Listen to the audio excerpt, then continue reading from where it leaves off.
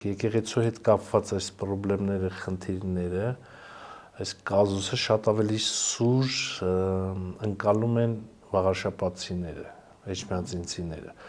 Դա բնական է, որտեղ այնտեղ ապրում են, ամեն օր շփվում են, ամեն օր տեսնում են այդ եկեղեցին եւ հոգեվորականները շատ ավելի մեծ է իրենց կապվածությունը եկեղեցու հետ, հետեւաբար ընկալումները շատ ավելի սուր են եւ արձագանքն է բնականաբար շատ ավելի սուր է վաղարշապատում։ Եվ եթե վաղարշապատում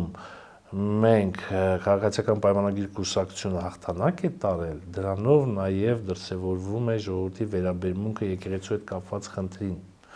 Եթե ժողովուրդը համերաշխ չլիներ, որ մեր սրբության սրբոցը պետք է ազատագրվի, պետք է այնտեղ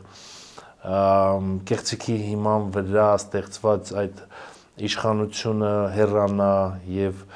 եկեղեցու խնդիրները պետք է լուծվեն հենց եկեղեցու կանոնադրության համաձայն, եթե ժողովուրդը սրա հետ համաձայն չլիներ, միանշանակ մեր տեխնացուն այնտեղ շանս չուներ հաղթելու։